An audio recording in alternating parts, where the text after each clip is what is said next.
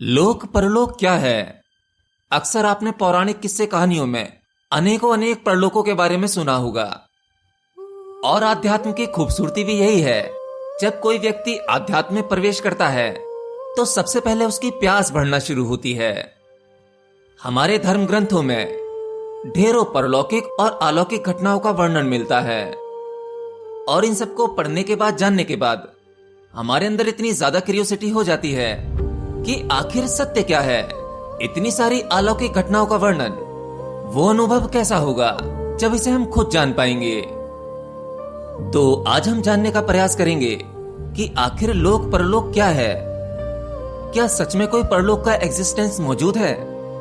अगर है तो परलोक कैसा होगा?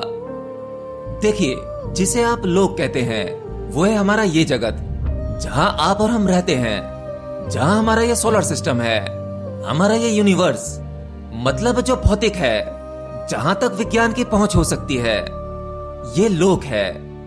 हम अपने इस लोक को मृत्यु लोक के भी नाम से जानते हैं। लेकिन बात अगर परलोक की जाए तो उसमें कितनी सच्चाई है? हम लोगों की एक गहरी मान्यता है कि मृत्यु के बाद हम इस लोक से दूसरे लोक की यात्रा करते हैं। मतलब ये कि मृत्यु के बाद ही हम दूसरे लोकों के बारे में जान पाएंगे। परंतु ऐसा बिल्कुल भी नहीं है। अनंतों लोकों का एग्जिस्टेंस अभी मौजूद है, यही है। ये बिल्कुल वैसा ही है जैसे आपने आयामों के बारे में सुना होगा, डायमेंशंस। हर एक डायमेंशन की अपनी अलग अलग संभावनाएं हैं, और हर एक आयाम यानी डायमेंशन आपको अलग अलग लोकों से जोड़ता है। मतलब अन्य लोकों का अस्तित्व में होना, यह आपकी भीतरी घटना है। हम सोचते हैं कि मृत्यु के बाद हम किसी और लोक में जाएंगे, लेकिन कई बार ऐसा होता है कि हम मृत्यु के बाद भी इसी लोक में भटकते रहते हैं। यानी ये बात हर एक मनुष्य पर लागू नहीं होती कि वह मृत्यु के बाद किसी और लोक में जाएगा।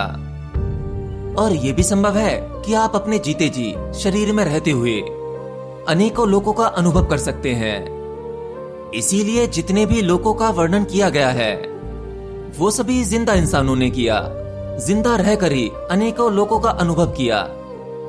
शायद आप दूसरे लोगों को सत्य नहीं मानते होंगे, उन्हें केवल किताबी किस्से कहानियां समझते होंगे, परंतु आपके इस लोक की भी उतनी ही सच्चाई है। सत्य तो यह भी नहीं है, परंतु है तो सही।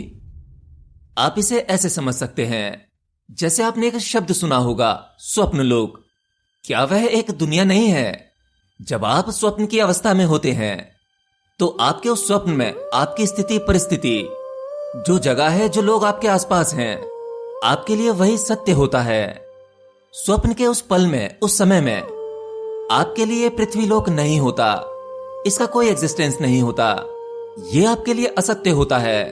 आपने कई बार अपने सपनों में देखा होगा कि असल में जो लोग आपके आसपास हैं, आपके सगे संबंधी, माँ बाप, भाई बहन, पत्नी, बेटा, जिन्हें आप अधिक प्रेम करते हैं, जिन्हें छोड़ने के ख्याल से यानी मृत्यु के ख्याल से आप पूरी तरह से डर जाते हैं कि मुझे मेरे अपनों को छोड़कर जाना होगा, मेरी मृत्यु होगी। आपके ये सभी अपने आपके सपनों में नहीं होते, और आपको इसकी कोई चिंता भी नहीं होती। आपको सपने में कोई फर्क नहीं पड़ता, क्योंकि उस समय उसकी मेमोरी आपके दिमाग में नहीं होती। स्वप्न के उस क्षण में आप कोई और जिंदगी जी रहे होते हैं। हालांकि है तो सपना, परंतु आप पूरी तरह से अपने सपने में इन्वॉल्व होते हैं। आपके लिए वही सत्य होता है। तो इसे हम स्वप्न लोक कहते हैं। नींद से जागने के बाद आप कहते हो ये सपना था, सत्य नहीं था, और कुछ देर बाद रिलैक्स हो जाते हैं। वापस से आप अपने लोगों से घिर जाते हैं। असल में आप जो जीवन जी रहे हैं और इस जीवन में जितने लोग आपके निकट हैं, ये भी सब सपना ही है। मृत्यु के बाद यानी आप जब अपना शरीर छोड़ेंगे तो आपका संबंध आपके अपनों से टूट जाता है, क्योंकि आपका अपनों से संबंध जो है वो केवल इस भौतिक शरीर के माध्यम से है। एक शरीर दूसरे शरीर को जानता है, दूसरा तीसरे शरीर को। शरीर हमें दिखाई देता है, शरीर देखने के बाद भावनाएं उत्पन्न होती हैं, तभी प्रेम और रिलेशन बनता है, या हम किसी से घृणा भी कर सकते हैं। ये सभी भावनाएं आपके शरीर के माध्यम से जुड़ती हैं, और जब ये शरीर नहीं रहता तो संबंध टूट जाता है।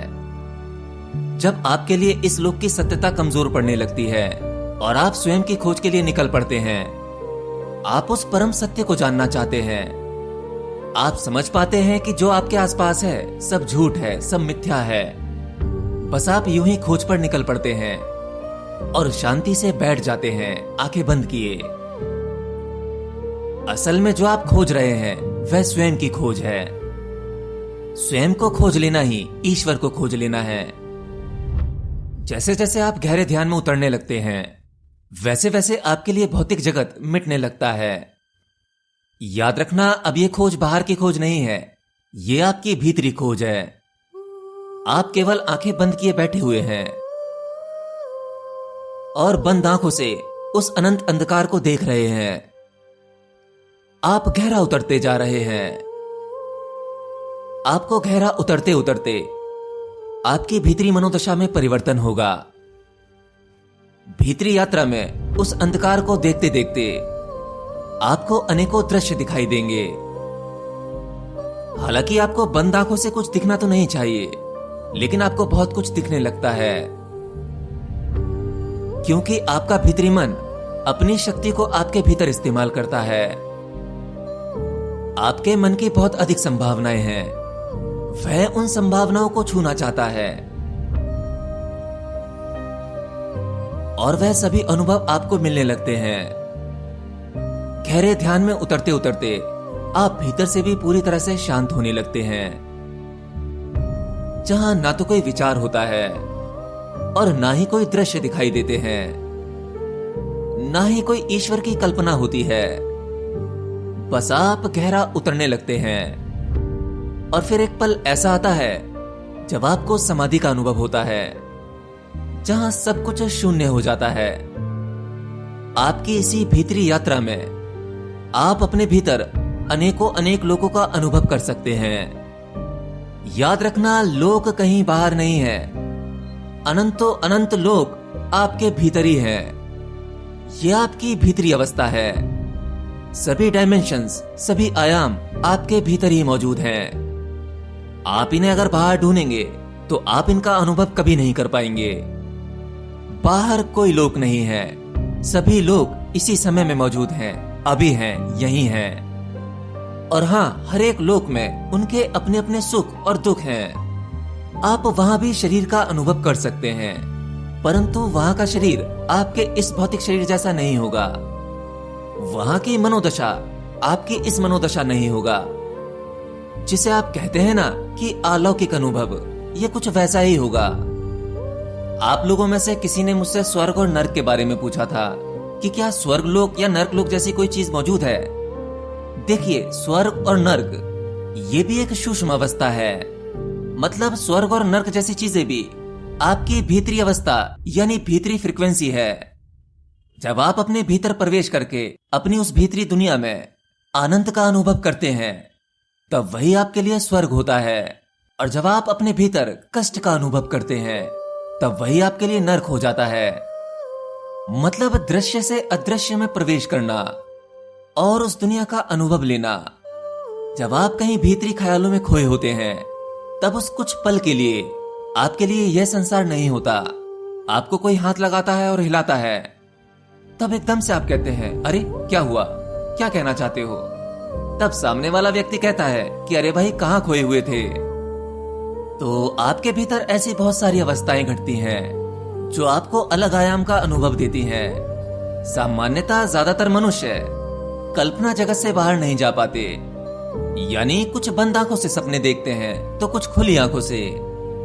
लेकिन एक ध्यानी जो होश पूर्वक अपने सभी भीतरी अनुभवों को देख पाता है और उसमें गहरा उतर पाता है, सामान्य इंसान गहरा नहीं उतर पाता। इसलिए मैं आपसे कहता हूं कि जितने भी अनंतों लोगों के बारे में आपने पढ़ा या सुना है, वह सभी लोग कहीं बाहर मौजूद नहीं है। वह आपकी भीतरी घटना है। सभी आयाम भी आपकी भीतरी घटना है। इनका अनुभव लाखों करोड़ों में किसी एक दो व्यक्ति को मिलता है और मैं आप सभी के लिए इसी की तैयारी करवाता हूं।